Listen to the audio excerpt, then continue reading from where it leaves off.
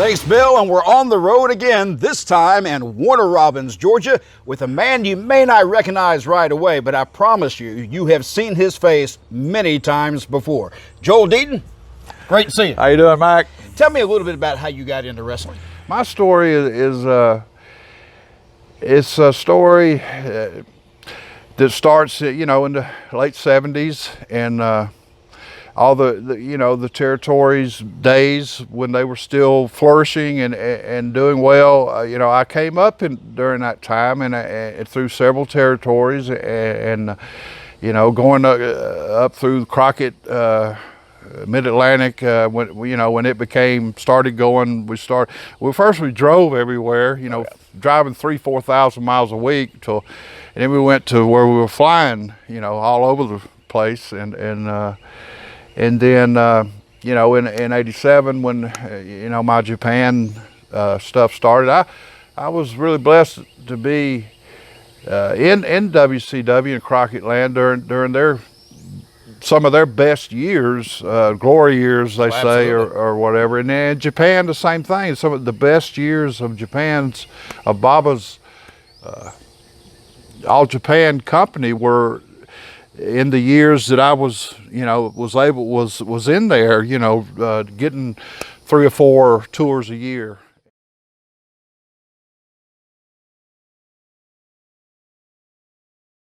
Did you go through a lot of training? Because it seemed like you kind of came on fairly quickly. Well, we trained with Lars probably 6 months or so, and it was 4 times a week. And before he took us down to the West Indies, down in the Virgin Islands, and on into the West Indies on a tour. And we had a guy, Charles Buffon, who was a local Antiguan.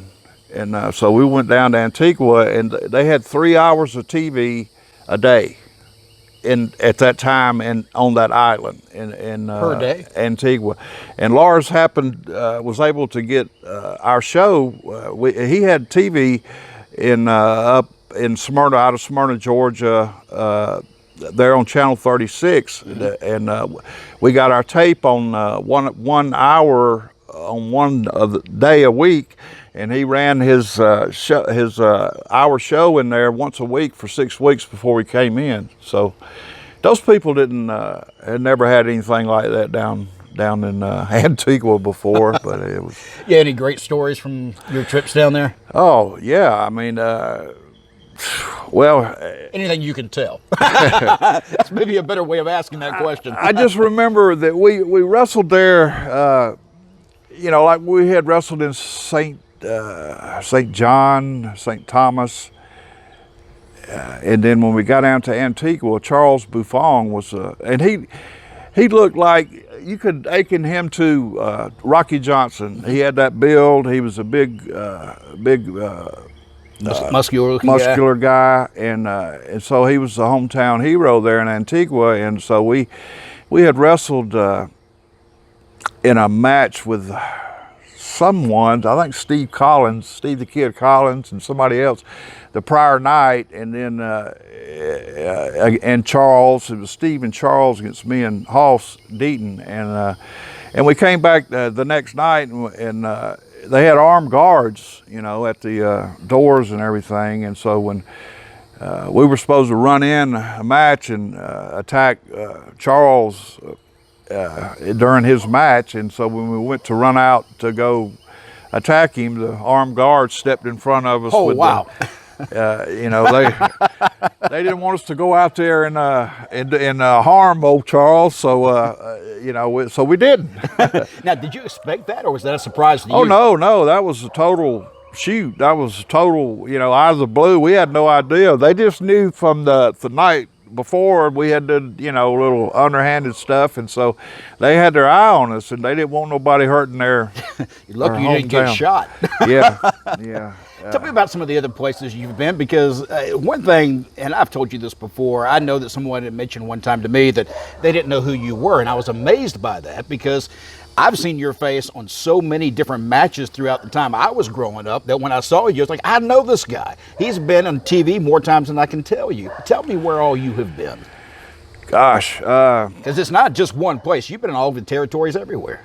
yeah, I've been lucky enough to have been in a lot of places, Mac. Like I said, I started with Lars, and we stayed with him a good while, close a year or so, and his sponsorship and funding was kind of running low, so we wanted to get out. We were young, hungry, and green, so we got booked over in Puerto Rico after we left Lars, for a guy named Centron, who was running opposition to Carlos.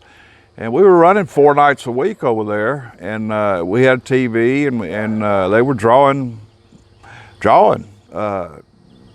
over there. So we stayed in Puerto Rico probably 5 or 6 months, and we came back, and we went and we're doing some TVs there in Georgia for Ole, and one of our, I guess, matches we were doing there on TV, Wahoo McDaniel was in there doing some shots, and he saw us wrestle, and he come to us and asked us would we like to come out to San Antonio and work for him. Joe Blanchard, Tully Blanchard's father, it was his promotion, his Southwest Texas Championship Wrestling, and so Hoss and I went out there and worked for Wahoo, and we wrestled as the Anderson brothers, the nephews of Lars and Gene, and dogs there, and so we stayed there and did well in there with Wahoo for in a territory that you would go and stay 6-8 months a year, and then go to another one. By the time you worked yourself around, you were fresh again if you came back into another. Which is what they're missing in wrestling these days. Yeah. Plus, there were great learning experiences being around the old veterans and riding down the roads and listening to them talk, and just being in a position to learn from. Well, that's where the real education came from, wasn't it? In the car rides with the old vets? Yes, that was quite a, it was a learning experience on many levels, Mac.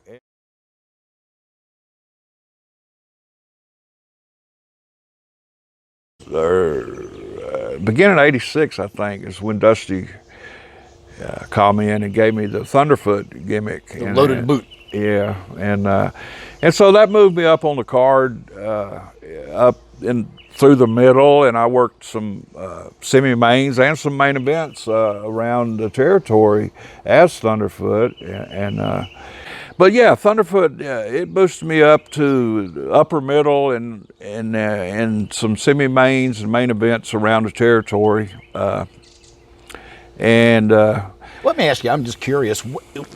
As a wrestler, during the times that you wrestled, whether it be the early days to your latter days, what do you consider did you consider yourself as a mid-card talent, or did you ever consider yourself one particular thing? Because it seemed like, and we talked about this earlier, you were what people may call an enhancement talent kind of team, but at the same time, you were a believable team that could beat the champions, which seems different nowadays. Nowadays, we just see squash matches, and the guys that go in there, the jobbers, which basically is all they are. They're just local talent meant to be squashed in the ring, and you knew what the outcome of the match would be. Versus when you were in the ring, it was believable that you could win that match. You get stuck in that rut, and it kind of brainwashes you to thinking, well, this is all I'm good for.